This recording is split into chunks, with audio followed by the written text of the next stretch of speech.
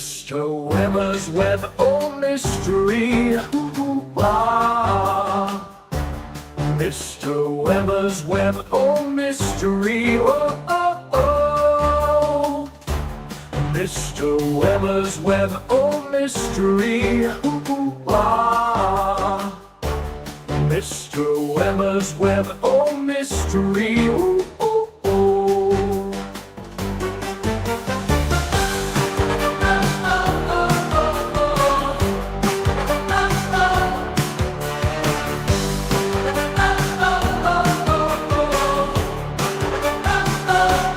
Mr. Webber's Web o' Mystery. Mr. Webber's Web o' Mystery. Oh, oh, oh. Hey everybody, welcome to the show. It's time for Mr. Webber's Web o' Mystery, where I, John Webber, play an old-time radio show for you, and hopefully you'll have a great time listening to it, because it's one of my favorite things in the world. Two of my favorite things in the world. Two, listening to old-time radio and being with my friends while I do it. And we can talk in the chat, and we can have a just a wonderful time. Spider Hat, of course, is here. Spider Hat gets his own lighting. I don't know if that reads, but I do try to light it so that you can see the shadows of his black legs, because it's very hard to make it out from the dark background sometimes. But hey, you got waved at by Spider Hat. I am so lucky that I have friends who join me for this ridiculous show. It's ridiculous. I know it's ridiculous. Oh, wait a minute. There we go. Oh, you're getting it all. You're getting my snorty laugh. You're getting, we had a terrible day for the internet. Oh, we had people in. We had an internet guy. We had an electrician. Anyway. I have internet now. Fingers crossed that I will retain internet during the whole time we're doing the show, because, of course, I live out in the country. I live where the internet's not great anyway. And, of course, I do live streaming shows. Of course. Okay, anyway. Let's talk about tonight's show. You know, I should do this more. I should really present this more. Okay, there we go. Tonight's show is Bold Venture. I have chosen an episode called I think it's The Search for Tommy Reed. I didn't play the first episode for you because it centers around cockfighting. And I didn't play any of the episodes that are about human trafficking. This show is gritty. This is a very, very gritty radio show. I just didn't see introducing you to these, more complex adult themes on your first time hearing Bold Venture. And of course, Bold Venture stars Humphrey Bogart and Lauren Bacall. Now, when they married, she was 19 years old. He was 44. No, that's still too old. It's really it's really yeah. You have to put up with a lot when you're going through old Hollywood, because the stories can be really bad. And I will say that apparently Lauren Bacall was like, nope, I loved my life. Everything was great. I got everything I wanted out of that great romantic relationship that I had with Bogart. And Bogart was very affectionate and truly good to her from everything we've heard. He could be a pretty rough character because he was quite the drinker, apparently. The chat's going nuts, so I'd have to read all of it. So forgive me for not putting your stuff up there right now as I try to get this on the get this going. So Bold Venture, it's a syndicated radio series. That actually is a significant thing. One of the nice things about syndicated shows would be that they would pre-record all of their episodes. For example, there are 78 episodes of Bold Venture. And then they would put them on records, and then they would send them to the stations that were playing them. Bogart's Santana Productions was responsible for recording this, so he had a hand in producing it as well. And people might ask, what brought Bogart and Bacall in 1951 when this was recorded? What brought them to radio? Cha-ching! It's just money. It's just nothing but money. They were making $5,000 a week each for this show. They had a good deal. Now, Bogart had been in the studio system of movies, as had Lauren Bacall, and they did not see a lot of direct money. So producing this show was a really great way for them to make some cash and for them to have artistic control. As you probably know, Humphrey Bogart loved sailing. He loved sailing. He tried to get out on the water at least 3 days a week. That's a lot for a working movie star. And unfortunately, Lauren Bacall hated sailing. She got seasick. So he would go out, he would sail, he would bring friends, they'd play cards and booze, and he loved that life. He would still go on to make a lot of movies after this one. This is 1951. He had already, I think at this point he was starting production on African Queen. By the time 1951 was over, African Queen had come out and it was winning Oscars. It was a fantastic film. So he wasn't at a hard time in his career, but he was at a time when he really wanted to make his own things, having worked for Jack Warner over at Warner Brothers and having no control over his career. Now he finally could make some stuff. So here's the story. Salty Sea Dog, I'm reading directly from Wikipedia, Slate Shannon, played by Humphrey Bogart, owns a Cuban hotel called Shannon's Place. He also owns a boat called the Bold Venture.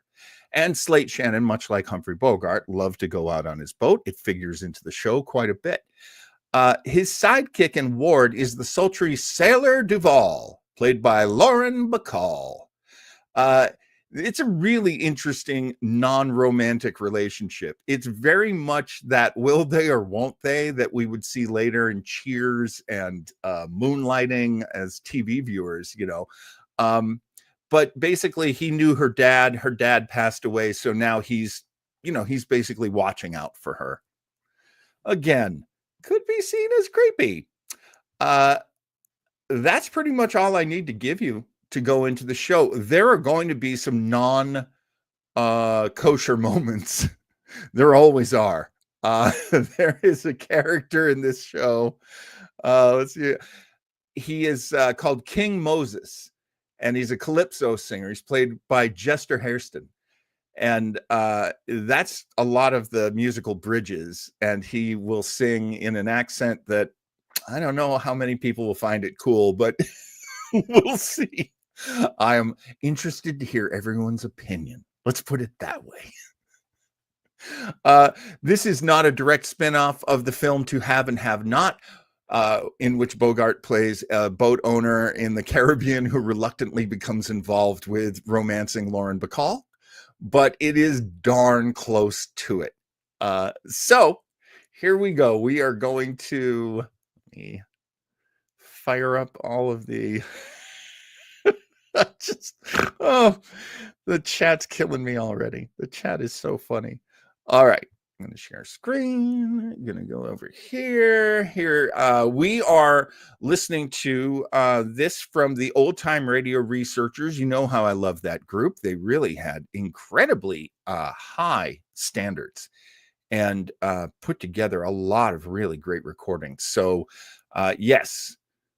Look at that, 10 likes, 11 now with mine, but honest to God, more laurels should be thrown to the Old Time Radio Researchers.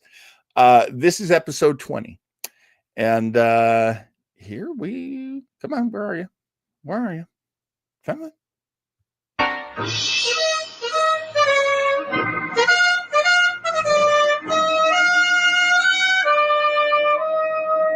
Bold Venture. Adventure, intrigue, mystery, romance, starring Humphrey Bogart and Lauren Bacall. Together in the sultry setting of tropical Havana, and the mysterious islands of the Caribbean. Bold Venture.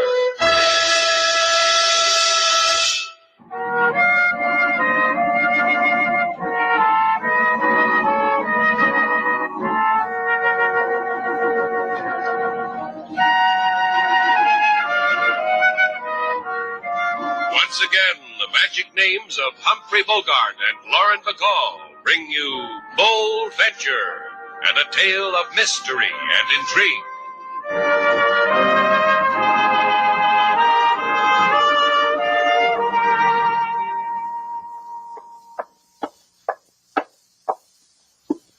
Slate, wake up.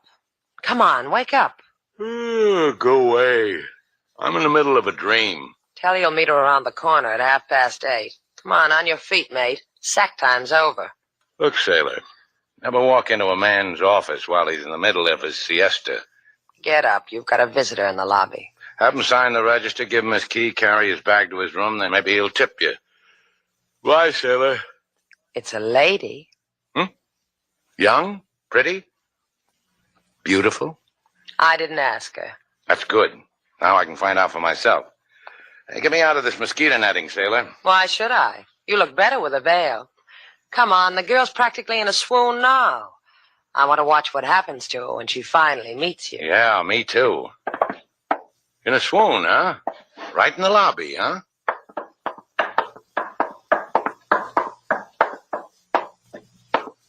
Mrs. Reed, this is Slate Shannon. Hardly worth waiting for, was it? Mrs. Oh, pardon me. I've got some unfinished business at a siesta. No, please, Mr. Shannon. Stay. I can make it worth your while. I'm rich. That's why I'll pay you $1,000 to find my husband. Oh, please, Mr. Shannon, find him for me. Talk to him. Convince him to come back. Look, honey, why do you need him? Guy'll run away from his wife and leave her nothing but a mink rug. What good's a guy like that? It should happen to me. No, you don't understand. Tommy's sensitive, deep. And, well, he got involved in a murder here in Havana. Yeah, that's pretty sensitive. He was absolved of it. Tommy couldn't kill. No, my husband's a wanderer. He doesn't like to be tied down. When'd you see your husband last, Mrs. Reed? 4 months ago. He came here to Havana to think things over. I sent him money every week. That's the way I like to hear a girl talk. But I stopped doing that. I thought if I sent him no more money that he'd come back to me. He hasn't. He got more lost instead. Oh, please, Mr. Shannon. You know Havana. You can find him. Any amount, anything you want. Where'd you send the money? Care of General Delivery here in Havana. Uh-huh. I'll, grab a fistful, put it in a big fat manila envelope, get a green one, something I can recognize, and send it like you always did. You're going to find her husband for her, huh, Slate? Yeah. For a girl like Mrs. Reed. How do I look with a hole in my head, sailor? Better, Slate. Makes you look real breezy.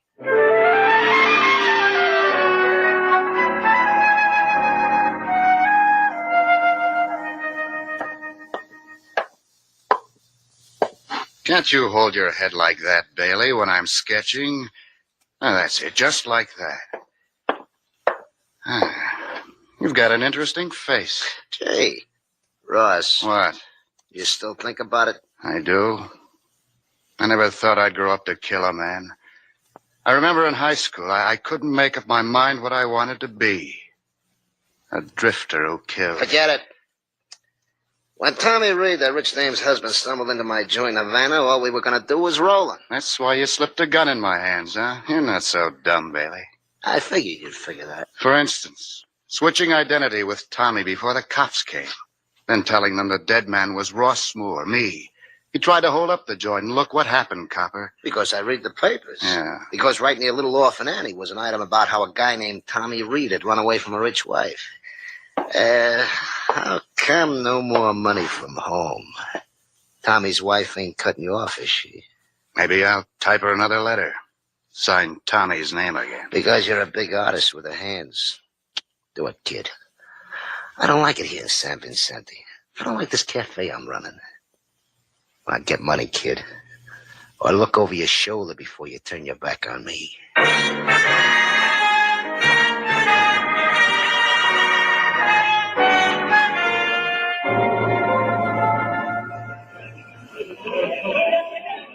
Give me another dime, Slade. What for? I've been playing the stamp machine. Haven't lost yet. Come on, the dime, while I'm still ahead. Yeah, that's what I like about you, sailor, the way you run amok in the post office. What else is there for a girl to do in a post office? That's a question. All right. I got a special delivery for Slate Shannon. So kiss me. You just stand there and hold the pucker, sailor. A skinny little man just walked away from the general delivery window with a fat green manila envelope in his skinny little fist. You got a heavy load, Chico. The way you say it through your thin mouth, senor, scares me. I'm a scared easy man. Ask anybody. You catch on quick, Chico. The envelope, hand it over. You're a plainclothes postman, senor? Give it to me. Because I do not want to make a scene. I am also a do not want to make a scene, man. Take it. He's heavy for me anyway. You're doing great, Chico. Now tell me, how come you pick up an envelope addressed to Tommy Reed? Because Tommy Reed pays me to do such things for him. I'm on his payroll, senor.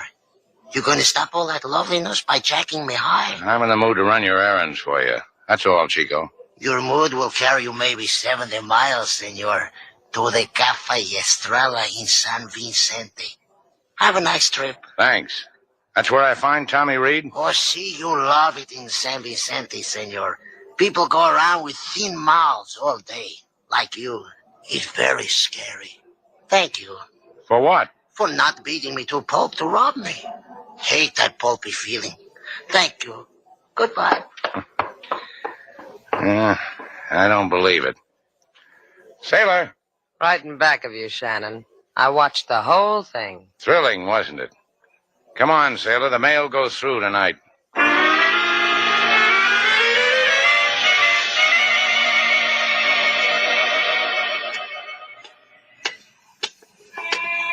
How do you like San Vicente, sailor? These outdoor pet shops send me. Hey, look, there's another one. Come on. Oh, isn't that a beautiful parrot? Look at the way he's looking at you, Slate. He hates you. Hey, get him off me, sailor. Here, Polly, here. Cut it out, bird. That's it. Ah, Slate. I want to buy him. Tell the proprietor to stuff him. I'll pay for it. I'm going up the street, sailor, to the Estrella Cafe. Polly wanted. Ow!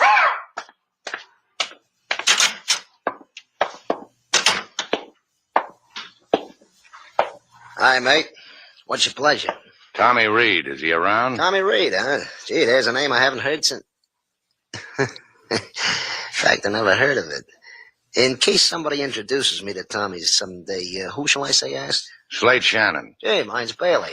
You say Tommy Reed, senor? I'll take a walk for yourself, Loopy, before I... Before what, senor? Nothing. One of these days, you're going to get too close with that knife, baby. Yeah. Let me pull it out of the table for you, Loopy. Here. Gracias. One day I kill this man in the throat. Yeah, that's an opening conversation if ever I heard one. Let's sit down. Now, what about Tommy Reed, Loopy? Don't talk to him. Away. Get away from here before I do the thing of the knife. I am clever with men. No, Senor Slate Shannon? A regular genius. Why you want this, Tommy? I don't want him. His wife wants him. He will not go back to her. Where is he? Try on Avenue Robles, numero 64. All right. Adios, Loopy. Slate. Hey, Slate. Oh, I see you found yourself a bird, too. You always were a handy man with a salt shaker. You buy the parrot? He nipped. She come for same man, too? Sailor came along for the ride. She cannot have him. She cannot... Watch her, Slate. She's got a knife. She always does. Come on, put it down, Loopy. Put it down. I will prepare. I will show you what... Just drop the knife. Just take it easy. Sailor doesn't want anything from you. Take her out of here. Go. Yeah. Before I... Yeah, I know. The throat. Well, let's go see a man about a wife, Sailor.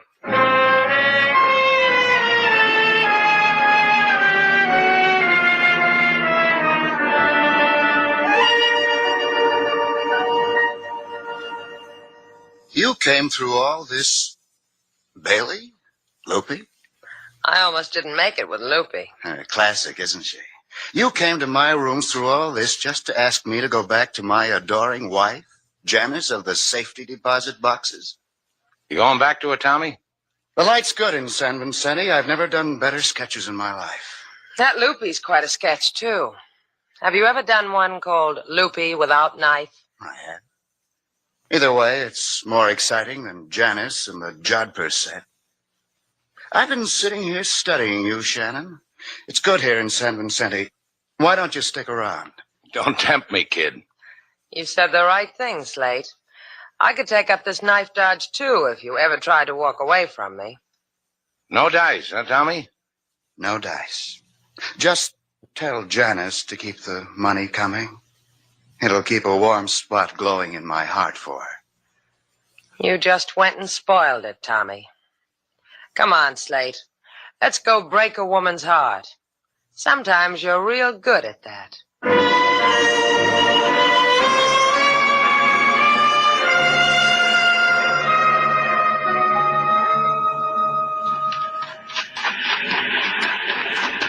Miss Reed! Hey, Mrs. Reed!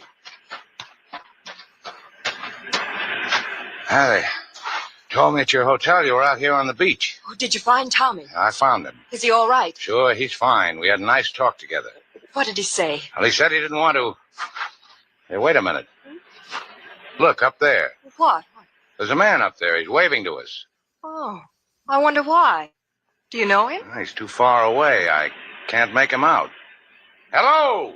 What did Tommy tell you? Did he say Watch anything? out. He's got a rifle. Duck. Oh, oh, You all right? oh. Mrs. Reed. Now, you'll never know that Tommy won't come home.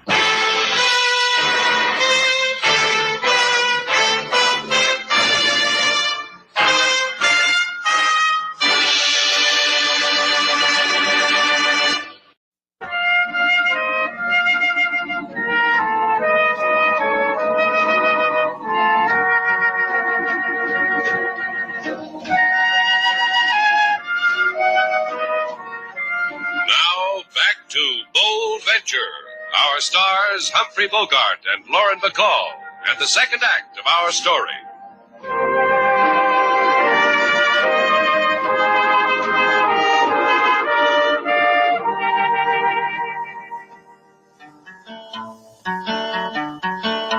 Mr. Shannon, he journeyed to San Vicente in behalf of a lady young and pretty to find a man who is losing foot, cannot find a place to root. He said to Mr. Shannon, go tell my wife, without you, dearie, is very fine life. Mr. Shannon, he go to tell the word, but she shot from gun before she heard. Maybe she happier so, Mr. Slate. A woman who must love a man who drifts is a woman who must search the dark places for her heart. Cut it out, King. She's dead. Leave her alone. What's the matter with you, Slate? The man just made a comment, that's all. That's just what I need. Comments. Has anyone here got a good comment on who killed her? Calm down. Forget it, will you? Forget it, will you, she says. What's happened to all the bright answers, Sailor? Don't you think it's important that a woman was shot down? Sure, I think it's important. But to whom, Slate? Your part of it's over. No, I guess it isn't. I ought to know better than to try to keep you out of this. You just won't quit, will you? You won't quit, Miss Sailor. Mr. Slate will... Shannon speaking. Inspector LaSalle on the reverse side, senor. Now, what do you police want now? First, I ask you politely to appear to me at headquarters. Then, having heard you refuse, I warn you I will send 6 policemen after you, each of same having large muscles. Adios, Senor Shannon.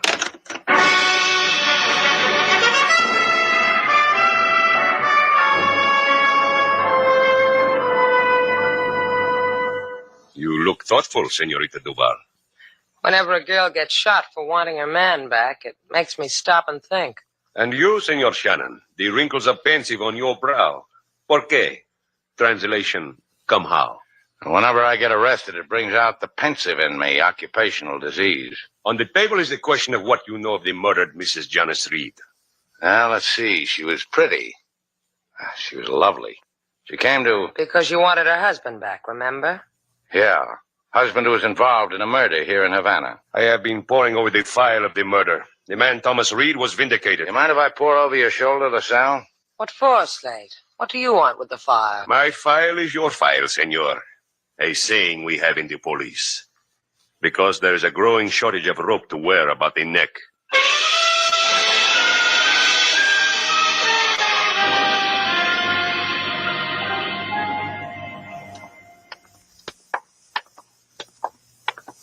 You read a police file on an old murder, and we find ourselves back in San Vicente. Why, Slate? You want to stuff another parrot? We found out a lot of things in that file. All we have to do now is prove them. Why not just give it to LaSalle? Things like this keep him in tacos and tortillas. A woman gets killed walking at my side. It makes an empty feeling. I want to get rid of it.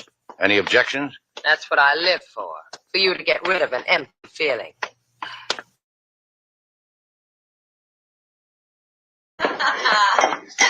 Well, look who is here. The Goodwill tourists. What's the matter, kids? You looking for another husband? You never have that trouble, do you, girl? Where's Bailey? He sleeps upstairs in his room, spinning his whistle stick. Makes him too tired. Loopy fixed something for you, Slade Shannon. Just Tommy Reed. Give me a fix on him. You come to insult me. You come to tell me he gone from me many hours. You tell me a thing I know. Slip the knife back into your garter, honey, and I'll tell you where he's gone. You know where Slade Shannon? Tell me. I go to him. I slice him. No, I don't know, but I know where I'd go. I'd go back to Havana to claim my wife's body, weep a fat tear, get her fat insurance money so I could live good. Get rid of Loopy. Hey, maybe that's what he did. You lie. The knife looks better where you had it, Loopy. Believe me. Come on, sailor, let's disturb a man's rest.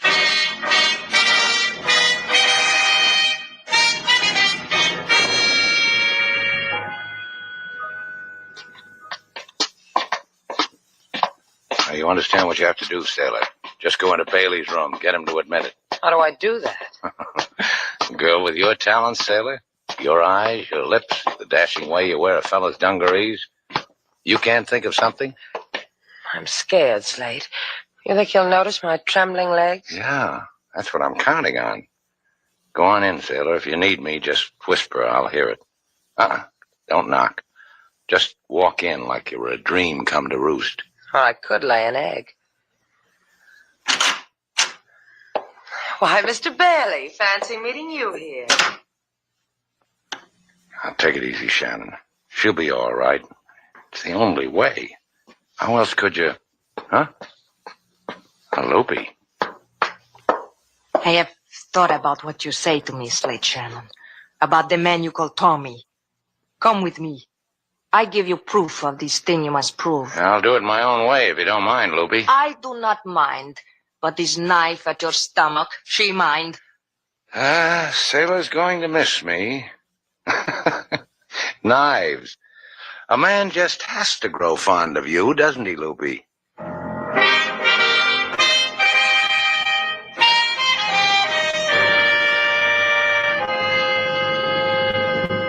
I mix you something, honey? If I said yes, you'd have to get up and walk away from me, Bailey. Oh, poor you. You're lying through your teeth, aren't you, hon? A lie with syrup on top. Let me taste. Yeah, come here, let me taste. Why, Jack, how you do carry on. Oh.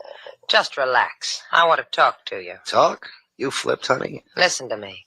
You don't have a big secret anymore. Slade Shannon knows all about you. About what happened in that cafe in Havana a while back. He knows the real Tommy Reed's been dead since then. What else does he know? He's seen your buddy's sketch. He's figured your buddy's been forging letters to Mrs. Reed. So now? Shannon checked the police files, and he's figured there's only one way this thing makes sense. Ross fooled the cops and Tommy's wife by switching identification at the time of the murder. So now? Tommy Reed's been dead all the while. And now Mrs. Reed's dead. You've got a good aim, Bailey. I've got aces and spades in. I got you. I can shoot my mouth off all night. Nothing happens to me because where I go, you go. Sure, I killed it. You know why? Slade!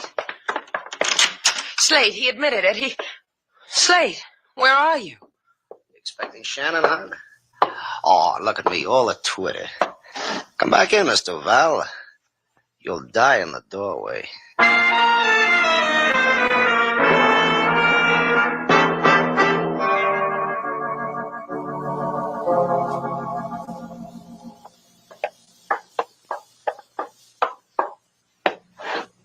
In here, Slate Shannon. Open the door. Maybe the folks at home are practicing a rumba. Shouldn't we knock? Whose place is it? Mine. Open. Inside. Andale. I've heard that when a host holds a knife in his guest's back, it just isn't hospitable. The knife is to sharpen your hearing. Oh, you're going to tell me something. Todo. All. Everything. You could have saved yourself the trouble, Loopy. I know Toto, all, everything. That Tommy Reed isn't Tommy Reed, that his name is Ross, all of it. Now you can take that knife out of my back. No, I cannot. I do not know whether to stick you or no. I have not made up the mind. Let him alone, Loopy. Ross! Oh, Ross, mi alma. Where have you been? Where have you been? I hired a boat. I went fishing. Sea trout, Shannon, this big. You should have been there. Fun. Yeah, it would have been at that. I like you, Ross, but you killed a man 4 months ago. What's that between two guys like us? Let me kill him. You got yourself... Yeah. Protects me like anything. Man gets so he looks forward to that. A man gets a lot of ways. You, for instance. I can understand how you might have killed another man, but Mrs. Reed, why her? I didn't like that part of it either. My Ross hurts no woman. Bailey, Pig Bailey, he shot the senora. I envy you, Ross. You've got friends all around you. Even a guy who kills for you so you can inherit a fortune. Bailey likes to do things for me. And Loopy, too. Let me do it, Ross. Let me kill him. Shut up. It's between Slate and me. You got yourself into a thing here, Slate. It poses a problem. If you walk out of here... Having a party, kids? Am I invited? I'm invited. What'd you do with Sailor? I tied her to an ironing board, and I tied the ironing board to a door. She'll keep. What do you want, Bailey? Why the gun? How come everybody in Cuba suddenly knows what happened to my cafe in Havana 4 months ago? They're talking about what you did to that woman on the beach, too, which washes us up, Bailey. Outside. Washes what up? You're not brushing me. You're going to get all that money, and half of it's mine. More if I want. Keep away from Ross. Keep away from him. Pig! I don't. You! Pig! The knife teaches you. No hands on Ross. You! This gun! Loopy! Ross! Ross! Hold me. Hold me. I do not want to. She's dead, Slate. I'll carry you, Loopy. And put you down. Here. Sleep well, Loopy. I don't think she'll like knowing she died the same time as Bailey. Never say that many words after the dead, Shannon. Well? Well, what? It's you or me. One of us have got to walk out of here. Yeah. You or me. You're good, Slate. Could be better.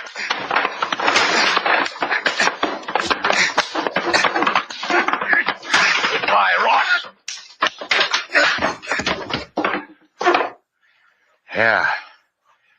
Goodbye. You fight a good fight, but killing softens you up. It's all over.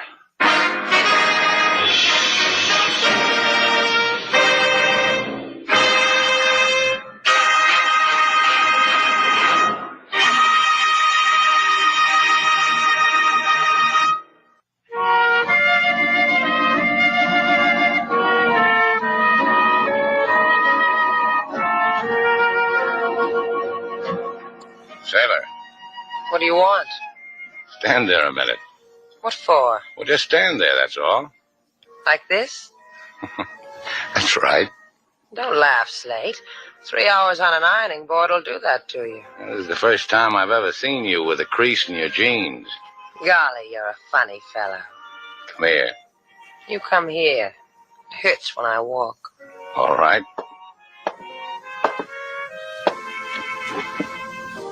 You like that? Poor defenseless girl. Yeah, well, next time, tell him to pour starch on you, sailor. You wrinkle too easy.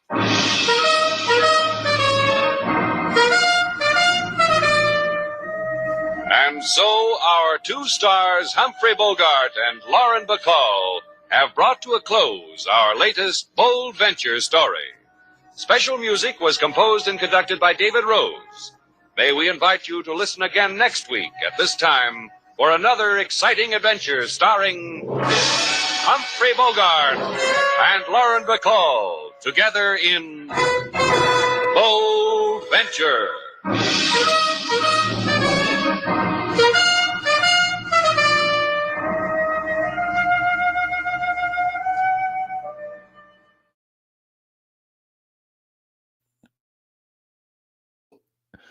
And it ends quite suddenly.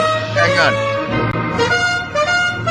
And it ends quite suddenly. Okay, so there you go. That is Bold Venture. It is a series that had 78 episodes. It was in syndication. It played for about 2 years, but it was really up to the stations how they wanted to play it. They could play it anytime. As I said before, one of the nice things about having a syndicated show, you wouldn't know it now as a collector. But back in the day, syndicated shows were, of course, not as popular as the network shows, especially the network commercial shows, which lasted for a long, long time. A lot of syndicated shows didn't go past 2 or 3 seasons. A few did. Maybe some of these names are familiar to you. The Frederick W. Ziv Company was the syndicator. And electronic transcription is what they would call it, but it was a record. They would send a record to the radio station, and it would sit on a shelf, and whoever was doing programming at the station would decide when it gets played. Ziv was a great syndicator. I don't know if you've heard of any of these shows. Boston Blackie, I Was a Communist for the FBI, Philo Vance, Cisco Kid, and one called Favorite Story, which is a really great sort of underappreciated show. These are all really terrific shows, some 10,000 of them, programs, 40 plus series from Frederick Ziv. What else can I tell you about Bold Venture? Most of the episodes, all of the episodes were written by the writing team of David Friedkin and Morton Fine. They collaborated on a lot of shows throughout their writing career, and very early on teamed up. They wrote a lot of great shows. I love Escape. I have played some of those episodes here on Web of Mystery. I also love, they wrote one, oh my gosh, it was called Crime Classics. I've got to play that for you at some time. That was a fantastic episode. Series. They also wrote the audition show for Gunsmoke.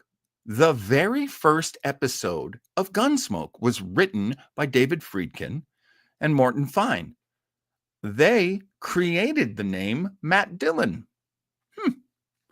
So a lot of stuff to admire there. You know, David Friedkin nominated, while I'm on his wiki page, he was nominated for 6 Emmy Awards for writing for a series called Frontier. I don't know why I did I tried to do the French pronunciation, Frontier. Friedkin was also nominated for Emmys for his writing on I Spy 4 times, and Kojak. That's right. David Friedkin was one of the writers on Kojak. Gotta love this show. Any things going on in the Sea Hunt? Yes. Yeah, they worked on Sea Hunt. That is true. Thank you, Raphael. Joe remembers from Cisco Kid. Pancho always says a joke at the end. It's terrible. They both laugh. And then and Pancho goes, "Oh, Cisco." And then the Cisco kid says, "Oh, Pancho." I'm sorry about the terrible accents. I'm only a mime, really. I'm not big on that. Soupy Sales, Chris's old boss, didn't do Philo Vance. He did a character called Philo Kvetch. I love that. I love that. Yeah, I don't know if David Friedkin invented "Who Loves You, Baby." I have a feeling that was probably Telly Savalas. He probably brought that in himself. Okay, how can I wind this episode up? I can tell you that February is just going to be a fun month. We're going to do a lot of famous names here on the show. Of course, Bogie and Bacall for this episode, and that as Diana said earlier, it is a weird one. It is unusual. It's very unusual, this show. And that it went 78 episodes is kind of amazing, honestly. But yes, Joe, thank you for putting me back on track. Hollywood Legends Month, Bogie and Bacall for this show next week. Marilyn Monroe is engaged to marry who?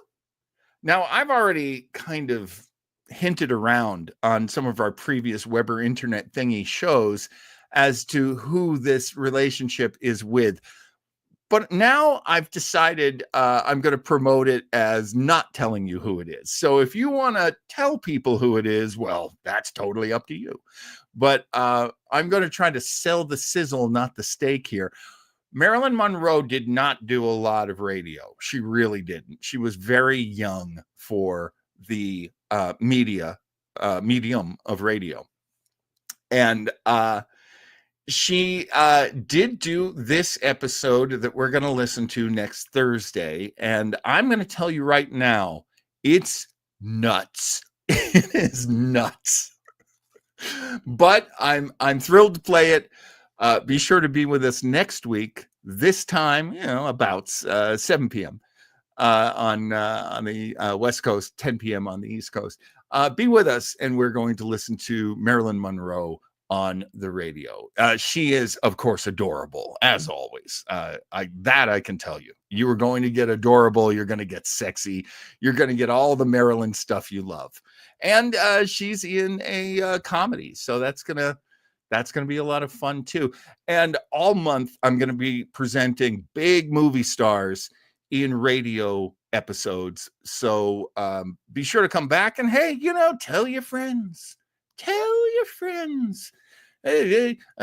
Put your phone on really loud so everyone can gather around it like they used to do back in the 30s and the 40s and the 50s, gathering around the radio. It'll be fun. We actually listen to old time radio shows when we have power outages out here at my country. I don't want to use the word estate because it ain't no estate. My little country bumpkin living quarters. Yeah, we'll do that sometimes. Some all like her hot. Yes, that is right, Joe Townsell. We certainly do. Hey, if you are around this Sunday, you're going to want to hear our very own Diana J. Brody from the chat and from many awesome things and places as she joins me and the amazing Joe Townsell. And we play clips from old game shows. It's gonna be fun. I hope you'll join us. And wait a minute. Yep, there you go.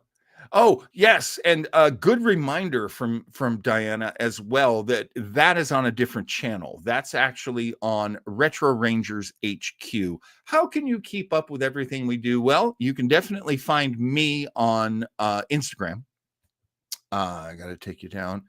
Instagram. Hello, John Weber on Instagram. I do update that one fairly well. I'm always on Facebook because, I'm old. And so you can find me or Weber Internet Thingy, that page on Facebook as well. And you will see my you will see announcements like this, and that's a great way of helping us out and being a part of our programming. Oh, speaking of which, next Tuesday we have got a returning star, a guy we've worked with, Joe Townsend and I, and we love him. The audience loves him. Everybody loves him. Nobody doesn't love Flobo Boyce. And we are going to do a recap and a review of Tuvix. It's what happened when there's a accident with the transporter, and Neelix, who's represented in this picture by me, and Tuvix, represented by Flobo, turns into Tuvok. Tuvok. Okay, Flobo plays Tuvok. I play Neelix, and then there's accident, and then we get Joe playing Tuvix, or as Joe has also said it, Flober. Yeah. Oh my goodness. Oh my goodness. Raphael is saying he's never seen Tuvix. Oh, my friend, you might want to see this one. And then join us for the recap and review on Tuesday night, because it's a lot. It's a lot of good, actually. There's a lot of good in this episode. There's a lot of bad in this episode. And Flobo's reaction to how racist it is delights me to no end. And it's like the only thing we're doing for Black History Month is letting Flobo take down Tuvix. But honestly, it's worth it. It's so much fun. Joe says it's almost as good as Section 31. Joe is one of those people who does not like this episode. He and Flobo sit on that side. I sit on the other side. I think it's not all bad. Raphael, I will still have a device tuned in to the broadcast Sunday. Oh, right. Yeah, because it's the big game. You know what? I can say Super Bowl. They're not going to take me off the air because I'm not on the air. Yes, by all means, enjoy the Super Bowl. We will be recording. You can find our recording at any time over on Weber Internet thingy. 2Vix right next to 3Vix. Chris, there's never a joke that gets past you. You are the Bruce Lee of catching jokes. And as Joe says, we're doing counter programming, y'all. Yes, we are. Yeah, not big football fans. Hey, I'm a fan of football fans. Most of my friends are football fans, but yeah, not really big on the football myself. Look at me making this episode so much longer than it needs to be. I tell Chris that no joke gets past him, and he says that's why Soupy loved me. Amen. Amen. All right, my friends, I think that does it. Be sure to be with me for next week when we listen to Marilyn Monroe on the radio. It's going to be funny. It's going to be sexy, and it's going to boggle your mind because it is so dumb, this plot that she's in. Even the show be there next week. It's going to be a really great show, and we're going to have a lot of fun, and it's going to be so silly. That'll do it. Where am I in? Oh, you know what? No, I'm going to do this live. Because, folks, you got to check out joetownsend.com. joetownsend.com is, of course, a celebration of all of the writings and even all of the YouTube appearances of our good friend, Joe Townsend. He is a great science fiction writer, a great horror writer, and has a really nice stack of books that he writes. So you can definitely check out what he's written, what's going on. We've got a show called Joe Townsend Dread Nights that we do here at Weber Internet thingy. You can find all the episodes there. Get yourself on over there and get excited. Get excited because Horror Springs Eternal is coming out in early 2025. Hey, very soon. Very soon. So you're going to have access to his new collection. It's going to be fantastic. Check out our good friend, Oh, and look at that. Joe says, almost ready to publish. So close. I have been at Joe's side through all of this process, and he has really been crushing it.